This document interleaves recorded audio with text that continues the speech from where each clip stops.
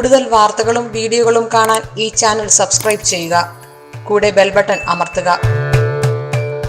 എല്ലാവർക്കും സ്വാഗതം. ഞാനിന്ന് ഇവിടെ പറയുന്ന വിഷയം കൈവിഷം അകറ്റാം. ഈ ആധുനിക യുഗത്തിൽ കൈവിഷത്തെ പറ്റി പറഞ്ഞാൽ കളിയാക്കുന്നവർ ഉണ്ടാവും, ഇല്ലേ? എന്നാലും ഇതിനെപ്പറ്റി പറയാതിരിക്കാൻ പറ്റില്ല, പറയേണ്ടി വരും.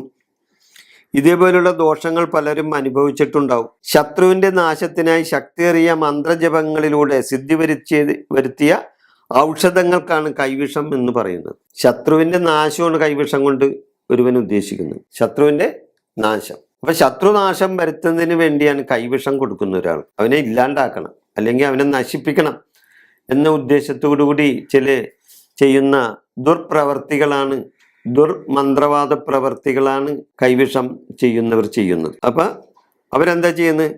അതിനായി ശക്തിയേറിയ മന്ത്രജപങ്ങളിലൂടെ സിദ്ധി വരുത്തിയ ഔഷധം ശക്തിയായി ജപിച്ച് അതിനുള്ള മന്ത്രങ്ങളൊക്കെ ചൊല്ലി അതിനുള്ള സിദ്ധി വരുത്തി ചില ഔഷധങ്ങൾ കൈവിഷമായിട്ട് പ്രയോഗിക്കും ചിലവർ. അത് ഭക്ഷണ സാധനങ്ങളിലും പാനീയങ്ങളിലും ചേർത്ത് കൊടുത്താൽ ഫലം കിട്ടും. ചിലവർക്ക് ഭക്ഷണത്തിൽ ചേർത്ത് കൊടുക്കും, ചിലവർക്ക് വെള്ളത്തിലോ പാനീയത്തിലോ ഒക്കെ ചേർത്ത് കൊടുക്കും. അപ്പോൾ അങ്ങനെ എടുത്ത് കഴിഞ്ഞാൽ അതിൻ്റെ ഫലം കിട്ടും. ഇത്തരം കൈവിഷം അകത്ത് ചെന്നാൽ അവൻ നിത്യരോഗിയായി മാറും. മന്ത്രത്തിന് ശക്തിയൊക്കെ ഉണ്ട്. അത് നല്ല മന്ത്രമാണെങ്കിലും ചീത്ത മന്ത്രമാണെങ്കിലും ഒക്കെ അതിൻ്റെതായ ശക്തികൾ ഓരോ മന്ത്രത്തിനും ഉണ്ട്. അപ്പോൾ ഈ കൈവിഷം അകത്തി എന്നാൽ അവൻ നിത്യരോഗിയായി മാറും. അവന് മരുന്ന് കഴിച്ചാൽ ഫലിക്കാണ്ടും വരും. അവന് രോഗം മാറില്ല, ആ മരുന്നുകൊണ്ട് അവന് ഫലം ഉണ്ടാകുകയില്ല. ആദ്യം അപ്പൊ ഇങ്ങനെയുള്ള കൈവിഷം ചെന്നിട്ടുണ്ടെന്ന് തോന്നുന്ന ആൾക്കാർക്ക് ആദ്യം അവർ ചെയ്യേണ്ടത് ഉത്തമനായ ഒരു ജ്യോത്സ്യന്റെ അടുത്ത് പോകണം. പ്രശ്നം വെച്ച് പ്രശ്നചിന്ത ചെയ്താൽ അതിലൂടെ ഏത് തരത്തിലുള്ള കൈവിഷമാണ് അവന് ചെന്നിരിക്കുന്നത് എന്ന് നല്ലൊരു ജ്യോത്സ്യന് നിങ്ങളെ പറഞ്ഞ് മനസ്സിലാക്കി തരാൻ സാധിക്കും. അതായത് ഒരു നല്ലൊരു ജ്യോത്സ്യന് നിങ്ങളുടെ കൈവിഷം എന്താണെന്ന് പറഞ്ഞു തരാൻ സാധിക്കും. അതുപോലെ ശിവനെ ഭജിക്കുന്നവരുടെയും ദോഷപരിഹാരം ചെയ്യാം. ശിവനെ ഭജിച്ചാൽ ദോഷപരിഹാരമാവും. കുറച്ച് നീലകണ്ഠ ത്രയാക്ഷരി മന്ത്രത്താൽ സിദ്ധി വരുത്തിയ പഞ്ചഗവ്യം വിധിപ്രകാരം സേവിക്കുന്നതിലൂടെയും ദോഷശമനം ഉണ്ടാവും. അതേപോലെ ആലപ്പുഴ ജില്ലയിലെ ചേർത്തലയിൽ തിരുവിഴ ശിവക്ഷേത്രമാണ് കൈവിഷ ബാധക്ക് പേരുകേട്ട ക്ഷേത്രം.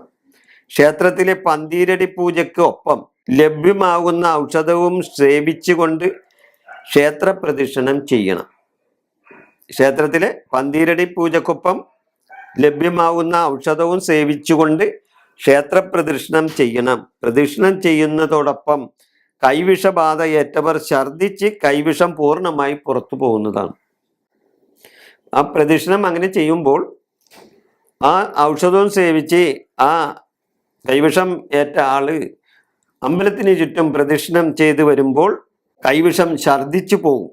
കൈവിഷം പൂർണ്ണമായി പുറത്തു പോകുന്നതാണ്.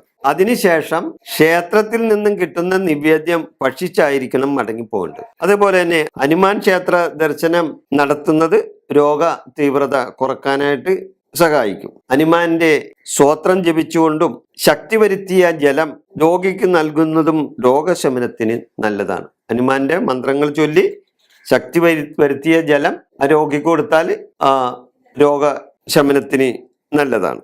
നിത്യവുമുള്ള സന്ധ്യാനാമ ജപത്തിൽ ശിവപഞ്ചാക്ഷരി, ശ്രീ പരമേശ്വര ജപം എന്നിവ പാരായണം ചെയ്യുന്നതും ദോഷങ്ങൾ അകലുവാൻ ഉത്തമമാണ്. ശിവ പഞ്ചാക്ഷരി മന്ത്രം ചൊല്ലുന്നതും ശ്രീ പരമേശ്വര ജപം ചെയ്യുന്നതും എന്നിവ പാരായണം ചെയ്യുന്നതൊക്കെ വളരെ നല്ല കാര്യമാണ്. ദോഷങ്ങൾ അകലുവാൻ ഉത്തമമായ കാര്യമാണ്. വിധിപ്രകാരം തയ്യാർ ചെയ്ത മഹിഷാസുര മർദ്ദനീ യന്ത്രം ധരിക്കുന്നതും കൈവിഷബാധകൾ ഏൽക്കാതിരിക്കാൻ ഏറെ പ്രയോജനപ്രദമാണ്. ഈ യന്ത്രം എഴുതി ധരിക്കുന്നതും കൈവിഷബാധ ഏൽക്കാതിരിക്കാൻ നല്ലതാണ്. അങ്ങനെ കൈവിഷബാധ ആർക്കെങ്കിലും എന്തെങ്കിലും തരും എന്ന് തോന്നുന്നുണ്ടെങ്കിൽ അവർക്കിത് വേണമെങ്കിൽ മുൻകൂട്ടി ധരിച്ചിട്ട് നടക്കാം. അപ്പൊ അതിന് എഴുതാൻ പറ്റുന്ന യന്ത്രം എഴുതാവുന്ന ആൾക്കാരെ കൊണ്ട് അത് എഴുതി ശരീരത്തിൽ ധരിക്കുന്നതൊക്കെ വളരെ നല്ല കാര്യമാണ്. എൻ്റെ ഈ പ്രോഗ്രാം ഞാനിവിടെ അവസാനിപ്പിക്കുന്നു. നിങ്ങൾക്ക് നന്ദി, നമസ്കാരം.